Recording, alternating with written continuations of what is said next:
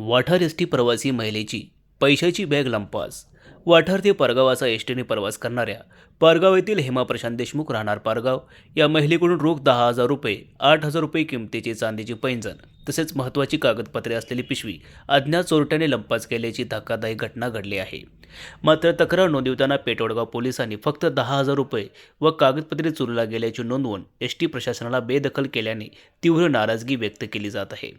घटनेची माहिती हातकणंगले तालुक्यातील पारगाव येथील हेमा देशमुख या कामानिमित्त वाठार येथे आल्या होत्या. काम आटोपल्यानंतर सायंकाळी कोडोली एसटीने पारगावकडे प्रवास निघाल्या. वाठार बस स्थानकातून एसटी सुटल्यानंतर तिकीट काढण्यासाठी पर्स उघडले असता रोख रक्कम, चांदीचे पैंजण आणि कागदपत्रे गायब असल्याचे त्यांच्या लक्षात आले. त्यांनी तात्काळ ही माहिती कंडक्टरला दिल्याने एसटी पुन्हा वळवून पेठवडगाव पोलीस ठाण्यात आणण्यात आली. मात्र बसमध्ये शूटिंग करण्यासाठी पोलिसांनी मज्जाव केला.